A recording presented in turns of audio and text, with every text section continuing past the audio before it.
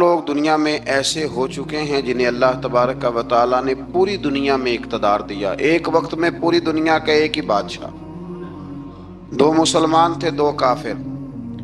مسلمانوں میں حضرت سلیمان علیہ السلام اور جناب ذوالقرنین علیہ السلام، اور کافروں میں بخت نصر اور نمرود۔ یہ دو لوگ ہیں جنہیں اللہ نے پوری دنیا میں اقتدار دیا، اور پھر اس کے بعد آنے والے وقت میں اللہ تعالیٰ امام مہدی کو سارا اقتدار عطا فرمائے گا پوری دنیا کا۔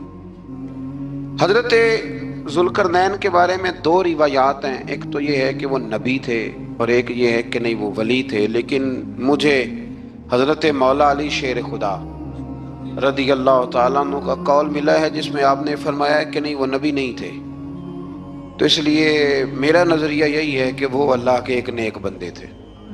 اللہ نے انہیں پوری زمین میں اقتدار دیا۔ وہ ایک مہم پہ نکلے، ان کا ارادہ بنا کہ میں ذرا دنیا کا چکر لگاؤں، تو انہوں نے سفر شروع کیا کہ میں دیکھوں ذرا سورج غروب کہاں ہوتا ہے۔ تو فرماتے میں پہنچا، بڑا گیا، لیکن میں اس مقام تک پہنچ گیا جہاں سورج غروب ہوتا ہے، تو پھر میں نے دیکھا کہ ایک سیاہ کنواں ہے جس کے اندر جا کے وہ چھپ گیا ہے، لیکن رب کریم کی اس حقیقت تک میں پہنچ سکا نہیں۔ پھر آپ فرماتے ہیں کہ میں آگے نکلا تو مجھے ایک قوم کے بارے میں بتلایا گیا جو بڑی خونخوار قوم تھی، بڑی خونخوار، اس کو یاجوج اور ماجوج کہا جاتا ہے۔ یہ قوم اتنی خونخوار تھی کہ یہ درندوں کو بھی کھا جایا کرتے تھے، اتنے لمبے چوڑے ان کے قد تھے، اتنے زیادہ طاقتور تھے کہ سانپ اور بچھو بھی کھا جاتے تھے۔ یہ نکلا کرتے تھے سبزے کے دنوں میں تو ساری کھیتیاں اجاڑ جاتے تھے، ہر چیز تباہ کر جاتے تھے، حتیٰ کہ انسانوں تک کو کھا جاتے تھے۔ تو حضرت ذوالقرنین جب وہاں پہنچے، اللہ تبارک و تعالیٰ نے انہیں ان مظلوم لوگوں کا مددگار بنایا جن پر یاجوج اور ماجوج کی قوم ظلم کرتی تھی۔ انہوں نے آپ سے کہا کہ حضور مہربانی فرمائیں، اس قوم سے تو ہماری جان چھڑائیں۔ آپ نے فرمایا تم میری مدد کرو۔ انہوں نے کہا حضور کس طرح؟ فرمایا بس جسمانی طور پر میری مدد کرو۔ تو آپ نے پھر وہاں ایک دیوار بنائی، ایک دیوار لوہا کاٹ کر، سیسا پگھلا کر، پتھر ڈال کر ایک بڑی موٹی تازی دیوار بنائی، اور اتنی اونچی بنائی، اور پھر اس کے چاروں جانب آگ جلائی تاکہ وہ لوہا اس طرح پگھل جائے کہ وہ دیواروں کے ساتھ چپک جائے، تاکہ کوئی آدمی پیر رکھنا چاہے تو پیر رکھ کے اس پہ چڑھ نہ سکے۔ آپ نے وہ دیوار بنائی۔ اب اس قوم کا حال یہ ہوا کہ وہ اس کے اندر قید ہیں، وہ صبح جب اٹھتے ہیں تو اس کو توڑنا شروع کرتے ہیں، توڑتے رہتے ہیں، تو جب شام ہوتی ہے تو ان میں سے ہر روز ایک شخص کہتا ہے اتنی رہنے دو، باقی کل کریں گے۔ لیکن جب وہ سویرے اٹھتے ہیں تو اللہ تعالیٰ اس دیوار کو پھر سے مضبوط فرما دیتا ہے۔ نبی کریم علیہ الصلاۃ والسلام نے فرمایا قرب قیامت میں ایک وقت آئے گا، قیامت کے قریب جا کے ایک ٹائم ایسا آئے گا کہ اس مخلوق میں سے ہی ایک شخص پکارے گا اور پکار کے کہے گا کہ اب سو جاؤ انشاءاللہ۔ اللہ ان کی زبان پہ جاری کہے گا اب سو جاؤ اور سویرے انشاءاللہ یہیں سے شروع کریں گے۔ تو فرمایا وہ چونکہ انشاءاللہ کہیں گے تو پھر اللہ تبارک و تعالی اگلے دن اس دیوار کو وہیں پہ رکھے گا جہاں رات کو انہوں نے اسے چھوڑا تھا۔ اگلے دن وہ توڑیں گے تو دیوار ساری ٹوٹ جائے گی، اور پھر اللہ تبارک و تعالیٰ کا فضل ہوگا تو مسلمان کی طرف وہ بڑھیں گے، وہ قتل و غارت کریں گے، پھر سے وہی درندگی کریں گے۔ تو پھر حضرت عیسیٰ علیہ السلام ان کے لیے دعا کریں گے، تو دعا کا یہ حال ہوگا کہ ان کے وجود پر کچھ ایسی چیزیں برآمد ہوں گی جن کی وجہ سے وہ مر جائیں گے، ختم کر دیے جائیں گے، قیامت کے قریب جا کے وہ دوبارہ آئیں گے۔ اس کے بعد پھر اللہ تبارک و تعالیٰ نے سورہ کہف کی آخری آیات میں 7 سمندر اور ان جیسے اور بھی آ جائیں، فرمایا 7 سمندر ہوں اور ان جیسے اور بھی آ جائیں اور مل کر وہ روشنائی بن جائیں تو میرے رب کے کلمات ختم ہونے سے پہلے سمندر ختم ہو جائیں گے۔ اور آخری آیت میں اللہ تعالیٰ نے فرمایا کہ اے رسول صلی اللہ تعالی علیہ وسلم آپ کہہ دیجئے کہ میں تمہاری طرح ہی ایک بشر ہوں، انا بشر مثلکم، میں بھی تمہاری طرح ایک۔ اب مثلکم کا بہت سارے لوگوں نے ترجمہ اپنی طرح کا کر لیا ہے، حالانکہ حضور صلی اللہ تعالی علیہ وسلم نے فرمایا کہ بشر ہونے میں تمہاری طرح ہوں۔ रसूल होने में तुम्हारी तरह नहीं, अल्लाह का हबीब होने में तुम्हारी तरह। और वो ये जो मैं कह रहा हूँ ना, नहीं, तो ये सही बुखारी के लफ्ज़ हैं। हुजूर ने फरमाया अय्युकुम मिस्ली, कौन है तुम में जो मेरी तरह हो। ये सही बुखारी के लफ्ज़ हैं। अल्लाह तबारक व तआला समझने की तौफीक अता फरमाए। फिर इससे आगे सूरह मरियम शुरू होती है। इस सूरत में अल्लाह तबारक व तआला ने हज़रत ज़करिया अलैहिस्सलाम का जिक्र फरमाया है कि वो लावलद थे और बुढ़ापे की उम्र को पहुंच चुके थे। उन्होंने अल्लाह ताला से औलाद की दुआ की जो इनका और आले याकूब का वारिस हो। तो अल्लाह ताला ने उन्हें बेटे की बिशारत अता फरमाई जिसका नाम उन्होंने याहया रखा, बल्कि ये नाम उन्होंने पहले से रख लिया था। ये याहया नाम उन्होंने पहले से रख लिया था। मुझे अब लोग किस सेंस में मसला पूछते हैं ये नहीं मुझे बता, लेकिन मुझसे एक दोस्त ने कुछ दिन पहले पूछा कि पैदाइश से पहले बच्चे का नाम रखना जायज़ है। तो मैंने उन्हें कहा कि हाँ, आप सूरह मरियम पढ़ेंगे तो आपका अंदाज़ा होगा कि हज़रत ज़करिया ने बेटे का नाम पहले ही रख दिया था, क्योंकि उन्हें यकीन कामिल था कि रब करीम मुझे बेटा ही अता फरमाएगा। तो हज़रत याहया अलैहिस्सलाम को अल्लाह ताला ने बचपन में ही नबुव्वत अता की और किताब दी। इनके औसाफ ये बयान किए कि वो पाकीज़ा और मुत्तकी थे, माँ बाप के साथ नेकी करने वाले थे और सरकश नहीं थे।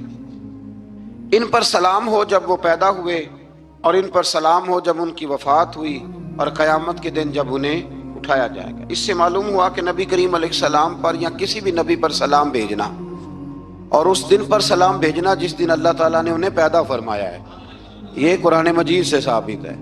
यानी आप ये कह सकते हैं कि जिस सुहानी घड़ी चमका तैबा का चाँद, उस दिल अफरोज साथ पे, दिल अफरोज साथ पे।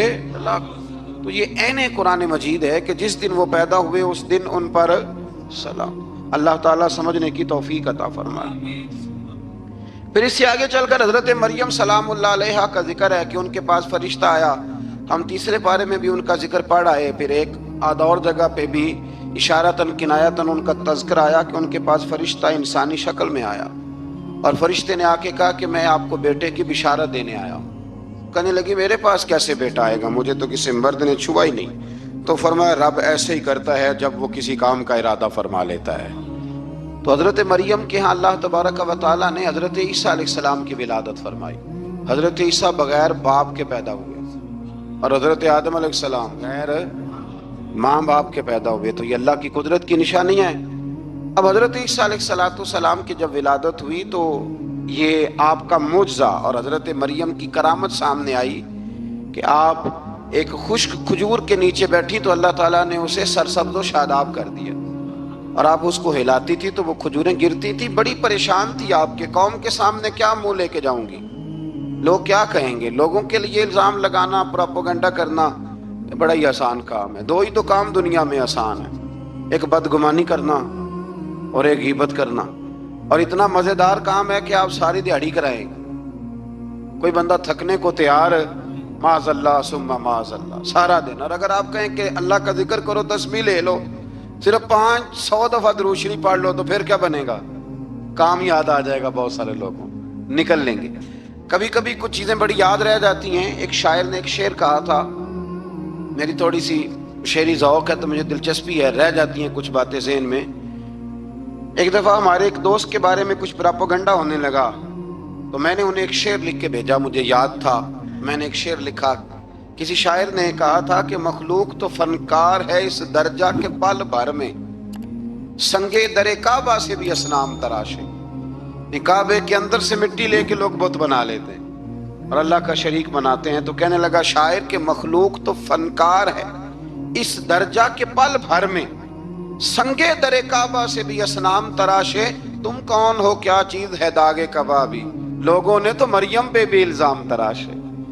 लोग तो मिनट लगाते हैं, वो जो रही मस्जिद में, पली मस्जिद में, लोगों ने इल्जाम लगाने का वक्त आया तो इल्जाम लगा दिया, सैयद आयशा सिद्दीका पे लगा दिया। सिद्दीक की बेटी और सिद्दीका, आप सोच सकते हैं कि लोग कहां तक जाते हैं और बातें कहां तक पहुंचती हैं। तो ये मेरे रब करीम का फजल और करम है कि जनाब मरियम की बारात का ऐलान भी कुरान ने किया और हजरत आयशा सिद्दीका की बारात का ऐलान भी कुरान पाक ने फरमाया। ये भी कुरान मजीद ने फरमाया है। اور کل پرسوں بھی بات ہو رہی تھی حضرت یوسف علیہ السلام کی، تو الزام تو لگتے رہتے ہیں. تو میں نے اس دن بھی سوال کیا تھا، پھر دہراتا ہوں کہ غلطی کیا تھی حضرت یوسف کی؟ کبھی کنواں اندھیرا، کبھی بھائیوں کے تھپڑ، کبھی مصر کا بازار. اور ذرا سوچو تو صحیح، جب بولیاں لگتی ہیں انسان کی تو کیا حال ہوتا ہے. اور پھر ذرا یہ بھی تو دیکھو نا کہ جب زلیخا نے الزام لگایا تو پھر کیا حال ہے. اور پھر 12 سال کی جیل پر رب فرماتے ہیں شان میں نے یوسف کو ہی عطا فرمائی. تو حضرت مریم سلام اللہ علیہا جب وہ بیٹا لے کے گئی ان کے پاس تو انہوں نے کہا یہ کہاں سے آ گیا؟ آپ فرمانے لگی میں نے تو چپ کر روزہ رکھا ہوا ہے، اسی سے پوچھ لو یہ کہاں سے آیا ہے، یہی بتائے گا. پنگوڑے میں تھے حضرت عیسیٰ علیہ السلام، پنگوڑے میں. تو قرآن مجید کہتا ہے کہنے لگے قال انی عبد اللہ. حضرت عیسیٰ بولے اور بول کے کہنے لگے میں اللہ کا بندہ ہوں. اور آتانی الکتاب، خالی نہیں آیا، کتاب ساتھ لے کے آیا ہوں. وجعلنی نبیا، اور اس نے مجھے نبی بنا کے بھیجا ہے. تو حضرت عیسیٰ علیہ السلام پنگوڑے میں ہیں تو کلام فرما رہے ہیں،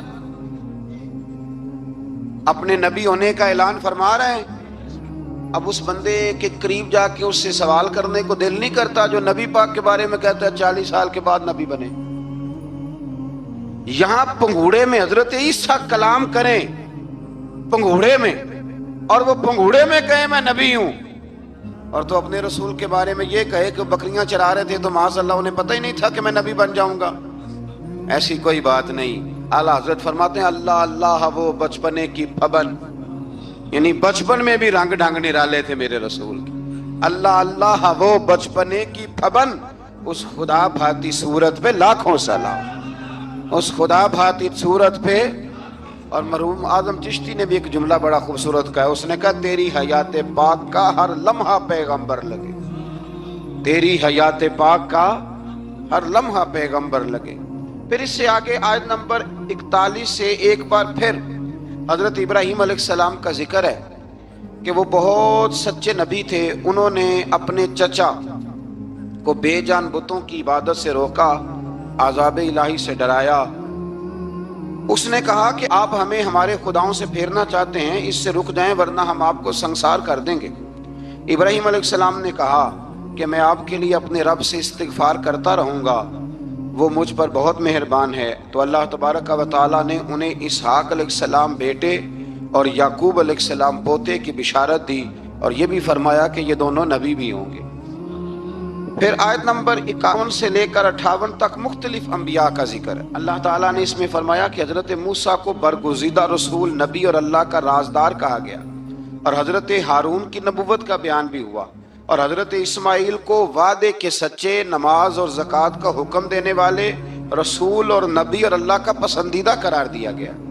ادریس علیہ السلام کو صدیق نبی قرار دیتے ہوئے فرمایا کہ ہم نے ان کو بلند جگہ پہ بٹھایا ہے. کہاں ہے ادریس علیہ السلام؟ چوتھے آسمان میں بھی، اور جنت کا قول بھی ہے. دو روایتیں ان کے بارے میں ملتی ہیں. ایک تو یہ ہے کہ وہ حضرت ملک الموت سے ایک دفعہ کہنے لگے تو میرا یار نہیں بن جاتا؟ اللہ ہی بھلا کرے. حضرت اسرائیل کو کہنے لگے دوست بن، جو کہا بن جاتے ہیں، دوستی ہو گئی. فرمانے لگے یار موت کا ذائقہ کیسے چکھاتا ہے؟ کہنے لگا میں آپ کو چکھا دیتا ہوں. آپ کو موت کا ذائقہ چکھایا اور دوبارہ پھر روح ڈال دی، آپ اٹھ کے بیٹھ گئے. کہنے لگے دوزخ تو دکھا، نے وہ بھی دکھا دی. فرمایا جنت تو دکھا، جنت بھی دکھائی. تو کہنے لگا واپس چلیں. فرمانے لگے اب تو نہیں جانا. کیوں؟ فرمایا رب فرماتا ہے ہم فیہا خالدون، جو جنت میں آئے گا یہیں رہے گا. نے کہا جناب وہ تو پہلے موت کا ذائقہ چکھنا ہے، پل صراط جو دوزخ کے اوپر ہے وہاں سے گزرنا ہے. تو آپ فرمانے لگے یہ دونوں کام میں کر چکا ہوں اور تو نہیں کرائے ہیں، لہذا میں آ گیا ہوں تو میں نے یہیں پہ رہنا ہے. اب حضرت ملک الموت علیہ السلام نے عرض کی مالک یہ تیرا بندہ. فرمایا تیری دوست بھی اس کے ساتھ لگی تھی تو میری توفیق سے ہی لگی تھی، اور یہ یہاں تک آئے بھی میری توفیق سے ہی ہے. میرا ارادہ بن گیا انہیں یہاں رکھنے کا. میری طلب بھی تو تیرے کرم کا صدقہ ہے، میری طلب بھی تو تیرے کرم کا صدقہ ہے. یہ پاؤں اٹھتے نہیں بلکہ یہ اٹھائے جاتے ہیں. تو یہ بھی تو اس کا کرم ہوتا ہے نا کہ وہ کس طرح کر کے کسی کو نوازتا ہے. آیت نمبر 59 میں اللہ تعالیٰ کے فرما بردار اور سرکش بندوں کے احوال اور جو ان کے آخرت میں احوال ہوں گے ان کا ذکر کیا گیا ہے۔ آیت نمبر 66 میں بتایا گیا ہے کہ منکرین آخرت حیات بعد الموت کے بارے میں ہمیشہ شک میں مبتلا رہے۔ انہیں یقین ہونا چاہیے کہ مرنے کے بعد دوبارہ وہی خالق زندہ کرے گا جس نے پہلی بار بغیر کسی نام و نشان کے پیدا کیا۔ آیت نمبر 76 میں بتایا کہ جو لوگ گمراہی میں مبتلا ہیں ان کے ابتلا میں اضافے کے لیے مہلت کی مدت بڑھا دی جاتی ہے، اور جو ہدایت یافتہ ہیں ان کو مزید استقامت نصیب ہوتی ہے۔ اللہ کے ہاں ثواب اور انجام خیر کے اعتبار سے باقی رہنے والی نیکیاں سب سے زیادہ بہتر۔ ایسی نیکیاں کریں جو باقی رہیں ہمیشہ، کیا کہتے ہیں؟ صدقہ جاریہ۔ آیت نمبر 81 میں فرمایا کہ مشرکین اس امید پر اللہ کے سوا معبودان باطل کی عبادت کرتے ہیں کہ مشکل میں ان کی مدد کریں گے۔ فرمایا ہرگز نہیں، وہ ان کے دشمن بن کے عبادت کا انکار کریں گے۔ آیت نمبر 88 میں بتایا کہ کفار نے اللہ کی طرف اولاد کی نسبت کر کے نہایت سخت بات کی۔ یہ تو اتنا سنگین جرم ہے کہ اس سے آسمان پھٹ پڑے، زمین شک ہو جائے اور پہاڑ ریزہ ریزہ ہو جائیں۔ مزید فرمایا کہ آسمان اور زمین میں جو کوئی بھی ہے سب اللہ کے حضور بندے بن کے حاضر ہوں گے۔ آیت نمبر 97 میں فرمایا جو لوگ ایمان لائے اور نیک کام کیے ان قریب رحمان لوگوں کے دلوں میں ان کی محبت پیدا فرما دے۔ یہ جو شرک والا معاملہ ہے نا، یہ بڑا سادہ سا ہے۔ کچھ لوگ آج نئے فلسفی اٹھے ہیں تو وہ کچھ عجیب و غریب سی باتیں دہریوں جیسی کرنے لگے ہیں، اور بعض مضامین ہم دیکھتے ہیں تازے جو چھپتے ہیں ان کے اندر بھی وہ اشارتاً کنایاتاً مذہب کی بنیاد پر تقسیم نہیں ہونی چاہیے، انسان بحیثیت انسان قابل تکریم ہے۔ تو ایک بات سمجھ لیں کہ جو مکان کی رجسٹری آپ کے نام ہے اگر کوئی اور دعویٰ کرے اس کا تو آپ کو برداشت ہے؟ یہ ہو نہیں نہ سکتا میاں۔ ملک میں وزیر کئی ہو سکتے ہیں پر وزیر اعظم ایک ہوتا ہے، اس کو سمجھ لیں۔ تو جب اللہ کی توحید میں کو کسی کو شریک ٹھہراتا ہے تو بہت بڑا جرم کرتا ہے، وہ بہت بڑا جرم کرتا ہے۔ یوں سمجھ لیں کہ جیسے آپ کی 5 مرلے کی زمین پہ کوئی آ کے قبضہ کرے، اسے مار دینے کو دل کرتا ہے۔ اس لیے یہ ساری زمین رب کریم کی ہے، آسمان و زمین کا خالق اور مالک۔ تو شرک ناپسندیدہ بات، ناپسندیدہ۔ سورہ طٰہٰ شروع ہوتی ہے۔ اس سورہ طٰہٰ میں نبی پاک صلی اللہ تعالی علیہ وسلم کو رب کریم نے فرمایا کہ محبوب قرآن اس لیے نازل نہیں کیا تھا کہ آپ مشقت میں پڑ جائیں۔ نبی کریم لمبی لمبی نمازیں پڑھتے تھے، لمبی لمبی۔ تو قرآن مجید نے کہا طٰہٰ ما انزلنا علیک القرآن لتشقیٰ، محبوب قرآن اس لیے نازل نہیں کیا کہ آپ مشقت میں پڑ جائیں۔ حضور لوگوں کو بڑی جد و جہد کے ساتھ دین کی طرف بلاتے تھے، تو کہا محبوب قرآن اس لیے نازل نہیں کیا تھا کہ آپ مشقت میں پڑ جائیں، آپ تو مشقت کرنے لگ گئے۔ وہ یا رب اپنے محبوب کو کہہ رہا ہے، جیسے سورہ مزمل میں بات ہوئی نا کہ محبوب تھوڑا آرام بھی فرما لیا کر، محبوب تھوڑا آرام بھی فرمائے۔ پھر فرمایا کہ یہ قرآن نصیحت کے لیے نازل ہوا ہے، اور اللہ ظاہر و باطن سب کو جانتا ہے، اور وہ وحدہ لا شریک ہے، اور سارے اچھے نام اسی کے ہیں۔ آیت نمبر 10 میں فرمایا کہ مدین سے واپسی کے سفر کے دوران موسیٰ علیہ السلام اس واقعے کا بیان کیا کہ وہ اپنی جگہ پر رکے ہوئے تھے، تو وہیں انہیں غیب سے ندا آئی کہ موسیٰ میں آپ کا رب ہوں، آپ وادی مقدس میں ہیں تو ادباً اپنے جوتے اتار دیجئے، میں نے آپ کو چن لیا ہے، میرے پیغام وحی کو توجہ سے سنیے، میں اللہ وحدہ لا شریک ہوں، میری بندگی کیجیے، میری یاد کے لیے نماز قائم کیجیے، قیامت آنے والی ہے، اسی کی طرف آپ توجہ فرمائیے۔ اسی موقع پر آپ کو جو معجزات عطا کیے گئے ان کا بھی ذکر ہے، اور وہ ہم پیچھے بہت ساری جگہوں پہ اس کا ذکر کر آئے کہ اللہ تعالیٰ نے ان کو ایک ایسا عصا عطا فرمایا تھا کہ وہ ایک دم میں ہی بہت بڑا اژدہا بن جایا کرتا تھا، اور پھر حضرت سیدنا موسیٰ علیہ السلام اپنا ہاتھ گریبان میں ڈال کے نکالتے تھے تو آفتاب کی طرح روشن ہو جاتا تھا۔ اقبال کہتے ہیں یدے بیضا لیے بیٹھے ہیں اپنی آستینوں، یدے بیضا لیے، چمکتے ہوئے ہاتھ ہیں ان کے، تو یہ اپنی آستینوں میں چھپا کے بیٹھے ہیں۔ پر اقبال نے یہ ولیوں کے لیے کہا ہے، نہ پوچھ ان خرقہ پوشوں کی، ارادت ہو تو دیکھ ان کو، ارادت ہو تو محبت کے ساتھ دیکھ، تنقید کے ساتھ تو پتہ ہے پھر بندے کو کوئی شے نہیں ملتی، آنکھیں گونگ ہو جاتی۔ ارادت ہو تو دیکھ ان کو، یدے بیضا لیے بیٹھے ہیں اپنی آستینوں میں۔ پھر اللہ تعالیٰ نے نا حضرت موسیٰ علیہ السلام کو حکم دیا تھا کہ فرعون کو دعوت دیں، تو حضرت موسیٰ نے دعا مانگی جو آیت نمبر 25 اور 28 میں موجود ہے، رب اشرح لی صدری ویسر لی امری واحلل عقدۃ من لسانی یفقہوا قولی۔ اے میرے رب میرے لیے میرا سینہ کھول دے، میرے لیے میرا کام آسان کر دے، میری زبان کی گرہ کھول دے تاکہ وہ لوگ میری بات کو سمجھ سکیں۔ یہ آپ نے دعا فرمائی، اور آگے جا کے مزید آپ نے التجا کی کہ میرے خاندان میں سے میرے بھائی ہارون کو اس مشن میں میرا وزیر بنا دے تاکہ مجھے تقویت ملے، اور اسے میرا شریک کار بنا دیجیے۔ اللہ تعالیٰ نے ان کی اس دعا کو قبول فرما لیا۔ آیت نمبر 38 سے حضرت موسیٰ علیہ السلام کی پیدائش کا ذکر ہوتا ہے، اور یہ تقریباً آیت نمبر 76 تک چلتا ہے۔ واقعہ آپ نے پہلے بھی سنا ہوا ہے، اپنے لفظوں میں میں بھی عرض کیے دیتا ہوں۔ فرعون کو اس نے وہ خواب دیکھ لیا تھا کہ ایک ستارہ اٹھے گا اور پھر وہ گرے گا تو میری ساری سلطنت کو تباہ کر دے گا۔ نجومیوں سے اس نے پوچھ لیا، اس نے کہا کہ ایک بچہ پیدا ہوگا جو تیری سلطنت کو تباہ کرے گا۔ چاہیے تو یہ تھا کہ وہ توبہ کرتا، لیکن اس نے کیا کیا کہ اس نے بچوں کو قتل کرانا شروع کیا۔ یذبحون ابناءکم، ذبح کرا دیتا تھا تمہارے بیٹوں، اور بچیوں کو وہ زندہ رکھتا تھا۔ اللہ تبارک و تعالیٰ کی قدرت دیکھیے، رب بڑا ہی کریم ہے۔ آپ یقین کریں مولا کے دینے کے انوکھے ہی انداز ہیں۔ یعنی حضرت موسیٰ کو طور کے پاس آگ لینے جائیں تو اللہ تبارک و تعالیٰ پہلی وہی فرما کے نبی بنا لے۔ بھائی حضرت یوسف کو کنویں میں ڈالیں تو رب وہاں سے نکال کے مصر کا حکمران بنا دے۔ وہ بڑا ہی بے نیاز ہے، مولا کے دینے کے انداز بڑے ہی انوکھے ہیں، وہ بڑے انوکھے انداز میں نوازتا ہے۔ تو حضرت موسیٰ جب پیدا ہوئے تو ان کی والدہ نے پتہ کیا کیا، ان کو ایک صندوق میں بند کر کے دریا میں بہا دیا۔ اب دریا میں بہتے جا رہے ہیں تو ماں تھی تو پریشان بھی ہو گئی، ان کی ہمشیرہ کو کہنے لگی ذرا دھیان رکھنا کدھر جاتے ہیں۔ حضرت موسیٰ علیہ السلام دریا میں بہتے بہتے نا، فرعون نے نا دریا کے کنارے مکان بنایا ہوا تھا۔ آپ کو پتہ ہے بادشاہوں کا ذوق ہوتا ہے، آج کل ہمارے جو حکمران ہیں انہوں نے اس کا نام فارم ہاؤس رکھا ہوا ہے، میرا فارم ہاؤس، اور پرانے زمانے میں لوگ ڈیرا کہتے تھے۔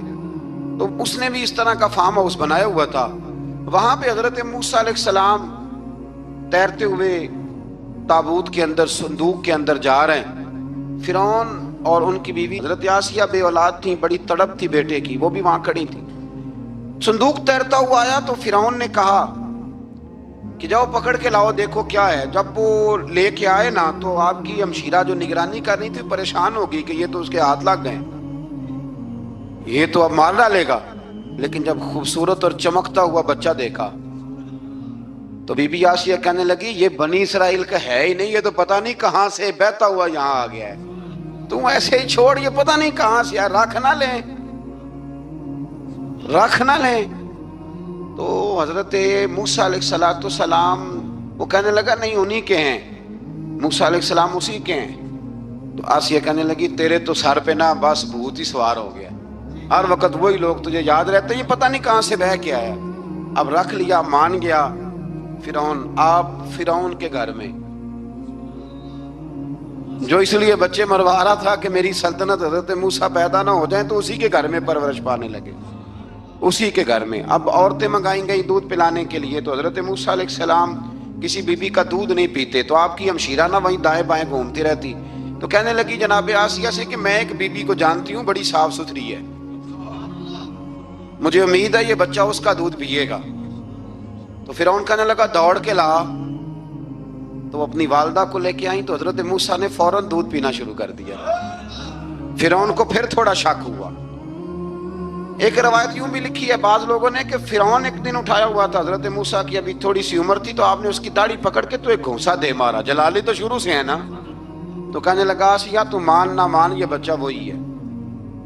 تو حضرت بی بی آسیہ کہنے لگی کہ تجھے غلط فہمی ہے، یہ وہ نہیں ہے۔ اس نے کہا دیکھو نا یہ تو اٹھاتی ہے تو پیار کرتا ہے، اور میرے جب قریب آتا ہے تو اس کے لب و لہجے میں تلخی محسوس کرتا ہوں۔ اس نے کہا بچوں کو کیا پتا۔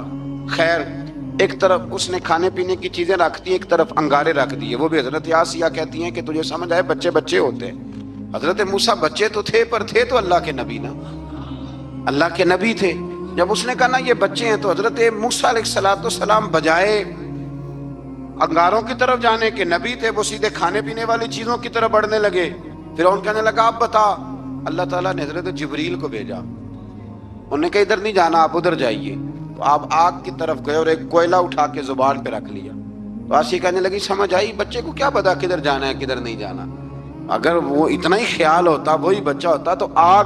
اور بعض مفسرین نے لکھا ہے یہ جو حضرت موسیٰ دعا مانگتے تھے نا رب اشرح لی صدری ویسر لی امری، یہ وہ آگ کا انگارہ جب کوئلہ منہ میں رکھا تھا نا تو اس کی وجہ سے زبان میں کچھ لکنت آ گئی، تو آپ دعا کرتے تھے کہ یا اللہ میری زبان کی وہ بند گرا کھول دے تاکہ میں کھل کے فرعون کے سامنے بات کر سکوں. وہیں حضرت موسیٰ پلنے لگے، وہیں پلے، وہیں جوان ہوئے، وہیں اللہ نے ساری دولتیں دی، بہن بھی ملی، ماں بھی ملی، اور سارے عزیزوں کا پیار بھی ملا. اسی گھر کے اندر اللہ نے پرورش کر کے فرعون کے ظلم سے بنی اسرائیل کو نجات عطا فرمائی. آج نمبر 77 سے موسیٰ علیہ السلام کو حکم ہوا کہ راتوں رات بنی اسرائیل کو لے کے نکل جائیں. انہیں اللہ کی طرف سے یقین دلایا گیا کہ ان کے لیے سمندر میں خشک راستہ نکال لیا جائے گا. فرعون نے ان کا تعاقب کیا اور سمندر میں غرق کر دیے گئے. اس مقام پر اللہ تعالیٰ نے بنی اسرائیل پر اپنے احسانات کا ایک بار پھر ذکر فرمایا. حضرت سعد بن ابی وقاص رضی اللہ تعالیٰ عنہ بھی ایک دن جہاد کے لیے نکلے تو رستے میں سمندر آ گیا. حضرت موسیٰ کی قوم کو نا سمندر نے رستہ دیا تھا، تو جناب سعد بن ابی وقاص سمندر کے کنارے کھڑے ہو کے اب وہ لوگ پوچھنے لگے حضور کیا کرنا ہے؟ فرمایا کرنا کیا ہے، ابھی دیکھیں کیا ہوتا ہے. تو فرمانے لگے وہ سمندر و دریا اگر تو حضرت موسیٰ کی نافرمان قوم کو رستہ دیتا ہے تو ہم تو رسول اللہ کے فرما بردار غلام ہیں، ہمیں بھی رستہ دے. تو 12 رستے بن گئے دریا میں سے. جناب سعد بن ابی وقاص لشکر لے کے گزر گئے، باہر گئے تو ایک دفعہ پھر صحابہ کو یقین دلایا. فرمایا کسی کی کوئی چیز تو نہیں رہ گئی دریا میں؟ دشت تو دشت ہیں دریا بھی نہ چھوڑے ہم، بحر ظلمات میں دوڑا دیے. اب میں کیا کروں، علامہ اقبال نے ہر جگہ کلام لکھا ہے، ہر جگہ. یہ آپ کو پتہ نا ایک صاحب مجھے بھی سمجھا رہے تھے، میں نے جمعہ میں بھی وضاحت کی، کہنے لگے آپ اقبال کی بڑی تعریفیں کرتے ہیں. میں نے کہا مجبوری ہے، وہ کام ہی تعریفوں والے کرتے ہیں تو ہو جاتی ہیں، کیا کیا جائے، آمدام برسر مطلب. تو حضرت سعد بن ابی وقاص نے پوچھا کچھ رہ تو نہیں گیا؟ کہا جناب پیالہ رہ گیا میرا مٹی کا دریا میں. تو حضرت سعد بن ابی وقاص کہنے لگے کوئی مسئلہ نہیں، ہم رسول اللہ کے غلام ہیں. اور اس پر بڑی دلائل ہیں، وقت نہیں ہے آگے بڑھنا ہے. فرمایا او دریا او ہمارا پیالہ تو واپس کر دے. تو ایک لہر آئی تو پیالہ بھی کنارے پہ پھینک گئی. تو اللہ تعالیٰ نے حضرت موسیٰ علیہ السلام کو کی قوم کو وہاں سے نجات دی. آیت نمبر 85 سے سامری کا ذکر ہے. سامری ایک جادوگر تھا. جب حضرت موسیٰ علیہ السلام تشریف لے گئے نا کوہ طور پہ، تو اس نے نا سونے کا ایک بچڑا بنا دیا تھا اور اس کے منہ میں ایسی تاریں اس نے لگائی تھیں کہ جب ہوا چلتی تھی تو وہ تاریں بجتی تھیں، مفسرین نے لکھا ہے. تو بنی اسرائیل والوں کو یہ کہتا تھا دیکھو یہ بولتا ہے. تو بڑے کمزور ایمان کے لوگ تھے، اس طرف متوجہ ہو گئے، اس طرف متوجہ ہو گئے. حضرت موسیٰ علیہ السلام واپس آئے تو انہوں نے پوچھا کہ یہ ماجرا کیا ہے. تو اس نے کہا کہ میں نے نا حضرت جبریل علیہ السلام کا گھوڑا جب چل رہا تھا تو ان کے پاؤں سے جو مٹی لگ رہی تھی وہ مٹی میں نے تھوڑی اٹھا لی تھی اور وہ میں نے اس کے منہ میں رکھی ہے، جس کی وجہ سے اس کے منہ سے آواز ہے. وہ مٹی کب اٹھائی تھی وہ بھی لکھا ہے مفسرین نے کہ حضرت موسیٰ علیہ السلام نے جب کہا نا بنی اسرائیل والوں کو کہ گھوڑے ڈالو اندر، حالانکہ رستے بن بھی گئے تھے، پھر بھی کہنے لگے ایسا نہ ہو کہ اندر جائیں تو پانی پھر آ جائے. تو یہ جاتے نہیں تھے، ڈرتے تھے، کمزور ایمان کے لوگ تھے نا. اصل مسئلہ نا اندر کا ہے. آپ یقین کریں یہ بڑی باکمال بات ہے. میں تو اس نتیجے پہ پہنچا ہوں تھوڑی سی زندگی گزار کے کہ یقین اگر مضبوط ہو نا تو انسان کی زندگی کا ہر کٹھن رستہ آسان ہو جاتا ہے. لیکن جن لوگوں کے اندر مسائل بہت زیادہ ہوتے ہیں ان کے لیے بیرونی کوئی کام کرنا بھی بڑا ہی مشکل ہوتا ہے. تو یہ لوگ کہنے لگے کیسے اندر جائیں گے تو پھر نہ پانی مل جائے. تو حضرت جبریل امین آئے گھوڑی پہ بیٹھے ہوئے، انہوں نے آگے آگے گھوڑی دوڑائی. تو آگے گھوڑی دوڑی تو ان کے گھوڑے خود بخود پیچھے دوڑ پڑے. حضرت سیدنا جبریل کی گھوڑی جہاں پیر رکھتی تھی وہاں سے سبزہ اگتا تھا. سامری جادوگر تھا، حیرت انگیز چیزوں کو جمع کر لیتا تھا. اس نے وہ جمع کر کے رکھ لی اور بچڑا بنا دیا. تو حضرت موسیٰ علیہ السلام نے جب اس سے پوچھا تو اس نے یہ بات بتائی اور کہنے لگا یہ تدبیر مجھے میرے نفس نے سجائی تھی. حضرت موسیٰ نے اس سے کہا تو یہاں سے چلا جا، زندگی میں تیرے لیے وحشت کی سزا ہے، اور تیری سزا کا وقت آخرت میں مقرر ہے۔ اس کے بعد والی آیات میں اللہ تعالیٰ کی وحدانیت، کتاب اللہ کی حقانیت اور اس سے روح گردانی کرنے والوں کے لیے عذاب آخرت کا بیان ہے۔ وحشت کا بھی عذاب ہوتا ہے کچھ لوگوں کو وحشت کا عذاب یہ ہوتا ہے، یعنی انسان ہر وقت خوف زدہ رہے۔ آیات بتاتی ہیں کہ اس پر کون سا عذاب ہے، اس پر ایک وحشت طاری رہے۔ اللہ سے دعا مانگیں اللہ تبارک و تعالی ان ساری آزمائشوں سے ہمیں محفوظ فرمائے۔ اسی تسلسل میں پھر قیامت اور سور پھونکے جانے کا ذکر ہے۔ آیت نمبر 105 سے فرمایا کہ لوگ آپ سے پہاڑوں کے متعلق سوال کرتے ہیں، آپ ان سے کہہ دیجئے میرا رب انہیں ریزہ ریزہ کر دے گا اور پوری زمین ہموار میدان کی طرح ہو جائے گی۔ آیت نمبر 109 میں قیامت کی ہولناکیوں کا ذکر ہوا اور فرمایا آج اللہ کی بارگاہ میں کسی کو مجال شفاعت نہیں ہوگی سوائے اس کے جسے وہ اذن شفاعت عطا کرے اور جس کے قول سے وہ راضی ہو۔ آیت نمبر 110 سے اکڑی گردنوں کے حی و قیوم کے سامنے جھکنے، ظالموں کے نامراد ہونے اور مومنین صالحین کے کامیاب ہونے کا ذکر ہے۔ آیت نمبر 114 میں علم میں اضافے کی تعلیم کے لیے دعا ارشاد فرمائی گئی ہے جو بڑی معروف ہے، رب زدنی علما۔